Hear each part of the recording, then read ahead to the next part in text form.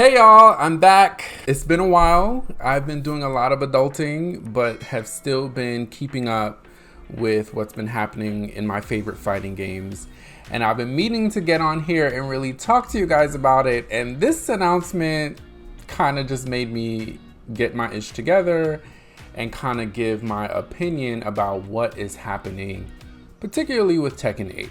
Armor King was teased yesterday, along with a full trailer for Fakuram, which everyone forgot he was even being announced, which is smart on Namco's part.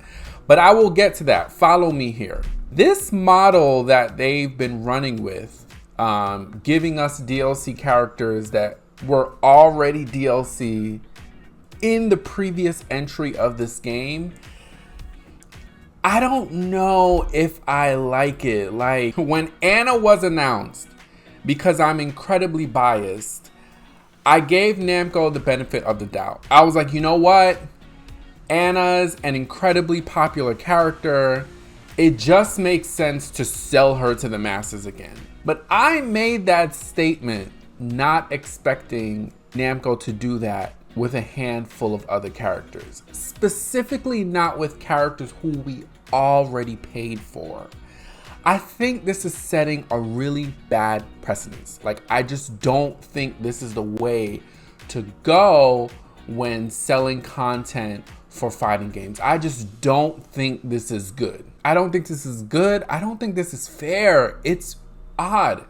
And I know, I'm being a complete hypocrite because when it was Anna, I was all for it. But now that it is becoming a tactic, it suddenly changes everything. But this is why I have this opinion. Follow me. I think in order to understand the point I'm trying to make, we have to go back to Tekken 7. And we have to look at the roster that we started with in Tekken 7, because I think that's important. When Tekken 7 got to consoles, we had a hefty roster. And the roster included characters that you expect to see on any base Tekken roster, right? We had a lot of new faces, Claudio, Katarina. We had returning favorites, of course, like Lily and Paul, of course. And then, as you can see, as we get closer to release on the console, all these characters are playable. We got a handful of brand new characters, a handful of classic characters, and a handful of returning characters. So by the time we got to the console, there's a huge roster to play as, which is great for any fighting game. I've made a video on this before. When you launch a fighting game roster, you need three groups. You need the characters that define the franchise, characters that haven't been seen in a while, and then brand new characters. And I think the Tekken 7 roster, once it got to console, checked all those boxes. Then we start with the DLC, right? We got Eliza for pre-order, first season DLC, Geese and Noctis, guest characters. Okay, great. But then when we start to get into Tekken characters, it starts to get a little bit exciting, right? Anna Williams leading off season 2. Anna's a popular character, made sense. Lei Wulong, Craig, Armor King. Notice Anna and Armor King, that's obviously relevant to this conversation, as well as Julia. We got another guest character in Negan. Then returning Zafina, Ganryu, and we get two brand new characters in Leroy and Fakuram. Again, a downloadable character pass with two returning characters and two brand new characters. Very nice balance, no complaints here. For the fourth and final character pass, we get another returning character in Kunimitsu and an additional third brand new character. And again, with all these season passes, we got three brand new characters, right? We got Leroy, Fakuram, and Lydia.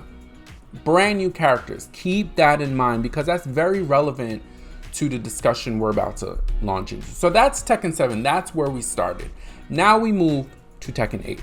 Now, what was interesting about the base character, the base roster for Tekken 8 was it was pretty small. And I was always consistent in saying that it seemed to be missing something. It didn't feel like a normal Tekken roster. It just felt like it was missing some things. A few things I want to point out about this launch roster is who is actually on it, right? So these are characters that you don't have to pay for. Leroy being number one, super important because we paid for him before and he came back on the base roster. Zafina, we paid for her before, but she came back on the base roster. Jun Kazama, she hadn't been playable in a long time, so she's on the base roster. Now, in this Tekken 8 roster, we only got 3 brand new characters, which I continue to believe is what feels weird about this roster.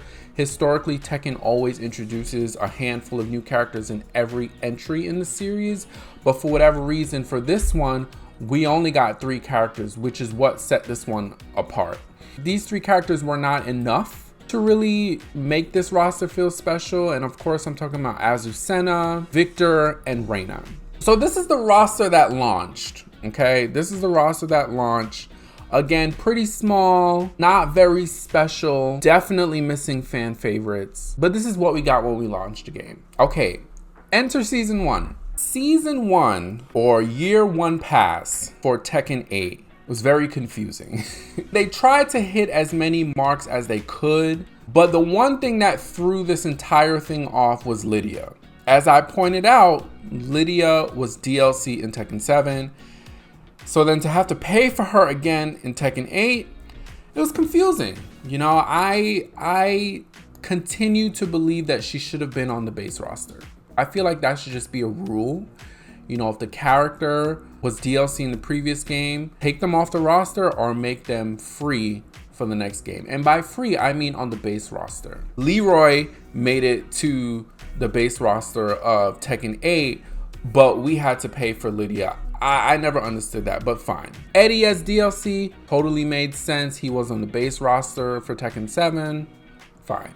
Heihachi made sense in that he is a staple in Tekken, in the Tekken franchise, and this is actually, I believe, the first time he was not a mainstay on the main roster. And then Clive as DLC. Based on this Season 1 Year Pass, I just said, you know, what is Namco thinking? Like, what are they gonna do next? Because this is not a great model to follow. It just isn't good, where you ask your players to continue to pay for the same character. Little did I know that they were going to take this and turn it up a notch with Year 2. Now, initially, I gave Namco a lot of credit for making Anna the first character for Season 2. She was the first character for Season 2 in Tekken 7, super popular character. It just made sense. However, during this time, Namco was in a, I would say, PR crisis. They were having a PR crisis because they introduced Season 2 and the community just hated it. Community hated it. They didn't like the oppressive offense that the game brought. Everyone hated it. I think Namco realized that they had to do something to turn it around. So they go ahead and tease Fakuram, who again, we already paid for Fakuram. Hello, we paid for him in Tekken 7. Why he didn't make the base roster for Tekken 8, I don't know. But it upset a lot of people, to say the least. It puzzled a lot of people, I think is putting it nicely. And when Fakuram was teased, it was almost like everyone just shrugged their shoulders. It was just like, whatever. Apparently, Michael Murray had strongly hinted that Fakuram was going to return. Apparently, that's like his favorite character. I don't know what they have against Bruce Irving. I think it's entirely disrespectful that he hasn't returned yet. We saw his moveset in Josie in Tekken 7, and now Fakuram is kind of like taking over that fighting style. My point is, we paid for Fakuram already. So now, 2 things are happening during this time. Number 1, people are upset with Season 2 because, you know, people, the base already had a hard time digesting the mechanics that are Tekken 8. And then in Season 2, they turned it up a notch, which really upset the community. It just wasn't, people just did not want to play this game. To add salt into the wounds, you introduce and announce Fakuram. To which people are like less than impressed. They're like, all right, Fakuram is coming back, whatever. And so yesterday at Combo Breaker, when they finally show the Fakuram trailer, they tease Armor King.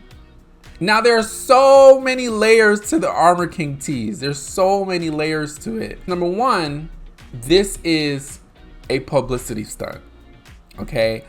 Armor King is a super popular character. I would put him up there with Anna, because in terms of characters that were highly requested from Tekken 7, I think Anna and Armor King were probably two of the most highly requested characters, and overall are just two popular characters in the Tekken franchise. So teasing Armor King during a period in which people are less than happy that Fakuram is returning, I would say most people could care less.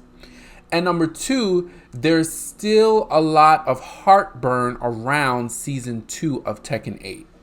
Now, to the developers' credit, they've taken steps to address a lot of the heartburn and a lot of the mechanics and frustrations that the community has had.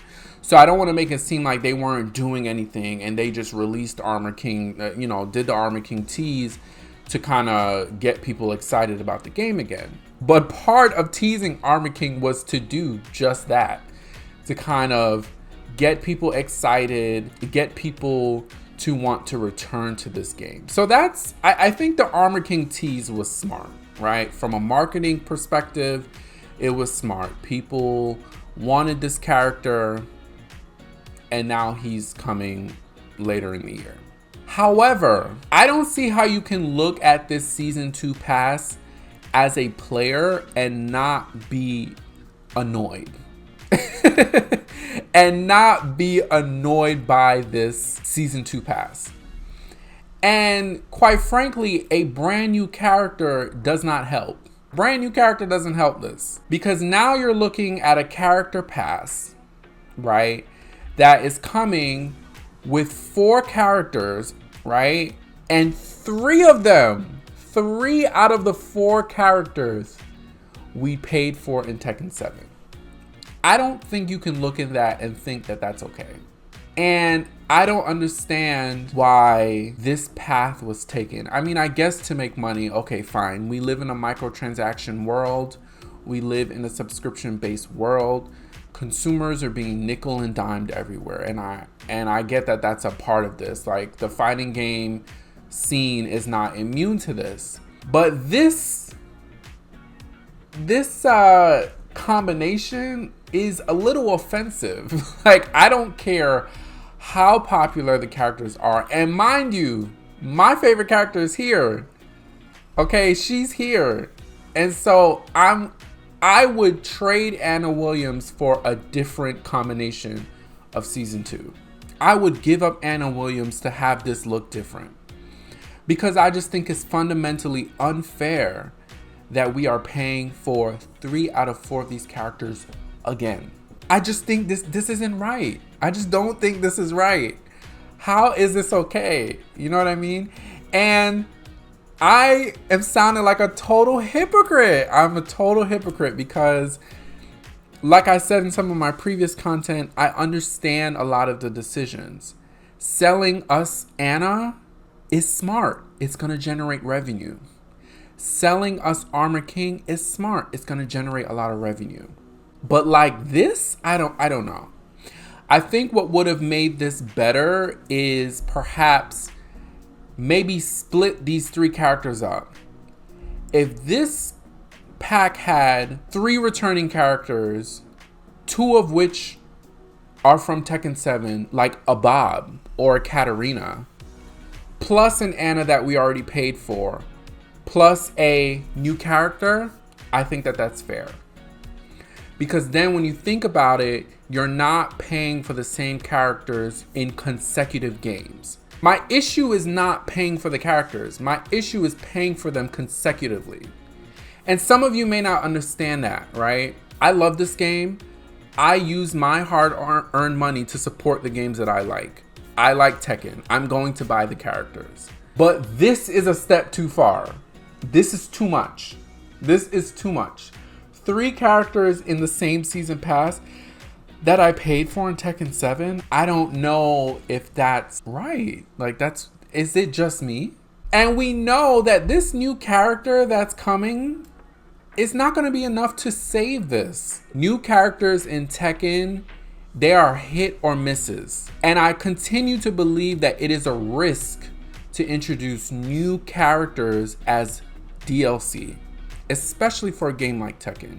For a game like Tekken where there's often a rehash of fighting styles, I think it's a risk. So I don't know what to expect from the new challenger, but it's not enough to change the fact that I am paying for characters that I paid for in Tekken 7. I just don't think this is the right path forward. And so I'd hate to look to season 3 and what 2026 looks like for Tekken 8, because they've already been upfront about their plans. This is a multi-year support. They're going to support this game for a number of years. And so why not look to season 3? But this is unacceptable. This is not fair. I don't want to pay for any more characters that were in Tekken 7 that I paid for. I don't want to do that. I don't want to do that. And right now, they got 4 strikes, not even 3 strikes. Not even 3 strikes. They got 4 strikes against them. Count 1, guilty, Lydia. Count 1, guilty, making me pay for Lydia. Count 2, Anna Williams, right? Count 3, Fakuram. 4 counts? 4? That's insane to me. That's insane. Like, I don't think that's the way forward. I love Tekken. I love this game. I'm going to continue to compete. I'm going to continue to play it. You know, I'm having a hard time creating content these days because I'm super busy, but I still show up to offline. I still show up and play this game, right? This is not right. This is not this is not it. This is not it. This is not it, Namco. I don't like this one bit. I do not like this. For Tekken games, I believe if we've paid for the character in one entry, they should be on the base roster for the next. And they have enough examples of that. To their credit, they honored that, right? They didn't make me buy Leroy twice. They didn't make me buy Zafina twice. Why make me pay for Fakuram? Like, why isn't Fakuram here? That's a bigger question. Why isn't Fakuram on this roster? Because he came out towards the end, right? And so to me, in my opinion, he didn't have much of a splash, you know, in terms of like coolness and vibes. Fakuram should have been here. I understand Anna and I understand Armor King. It doesn't make it any better, right? It doesn't make it right. It doesn't make it fair. But if that is a marketing strategy, it legit works. Armor King was trending number 2. Armor King, number 2 trending yesterday. So it's smart. It's totally smart. And Armor King overshadowed Fakuram, which goes to prove my point. Why put, like, they knew he wasn't that popular. They have data for Fakuram in Tekken 7. They have data. This man should have been on the base roster. That's where he should have been. With a new character coming as the rest of season 2, this better be a stellar new character. And for season 3, I don't want to see any more characters that I already paid for. These characters that we paid for in Tekken 8, in Tekken 7, I don't want to pay for them again. And this is what's aggravating about it. These are popular characters. Julia Chang, why isn't she on the base? Lei Wulong, Marduk, why aren't these characters on the roster, on the base roster? This is insane. And this is the thing, like, they are priming us to continue to pay for these characters, and I just don't think it's right. I don't want to pay for Ganryu. Like this right here, look, Zafina, Leroy, and Fakuram should have been on the base roster. You know what? I would have gave them that credit. If they put one of these passes on the base roster, I would have given them credit. In fact, I think all the new characters that were introduced via DLC in Tekken 7 should have been on the base roster for Tekken 8. They're right here. These characters should have been base roster. Making us pay for 2 out of 3 of them is insane work. That's how I feel about Armor King's reveal. I think whether or not I like Armor King is irrelevant. The thing with fighting games is you are entitled to like who you like. That's why there are multiple characters. Whether or not I like Armor King is irrelevant. I wanted to zoom out and talk about the DLC space for Tekken and how it's in conflict with each other, and how what they're doing is not good for us long term. I don't care how good Armor King is. It doesn't fix the fact that Season 2 of Tekken 8 it's left the game in a bad state. And I don't think Armor King is going to change that. It has certainly created some excitement, but let's see how Namco follows up that excitement. Because making us buy these characters again is just not it. It's just not it. I think it's unfortunate. You have to zoom out, right? Lei Wulong, for example. Lei is a classic staple in the Tekken franchise. Classic among classic characters. Why wasn't he on the base roster? He should have been. And a lot of people were talking about, oh, they're gonna make us pay for him again. That's not right. It's not right. Anyways, but I think we're in for a rude awakening. I'm concerned about Anna, Fahkumram, and Armor King being in the same DLC pack. I'm concerned about that. And I just don't think this is the way to go forward. And I'm deeply uncomfortable with this. So I hopefully, Namco chooses characters that are highly requested, but also I think from like a moral compass, like let's not pay for the same characters again. I just didn't like that. So that's that. Hope you enjoyed my commentary vid. I'm still playing Tekken 8. I'll still be offline. I'm still gonna be doing commentary for this game because I love the game. And I pay for what I want. I want to play this game, and I want to be competitive, so I have to purchase these characters. But it's not a good look. It's not a good look. Bye.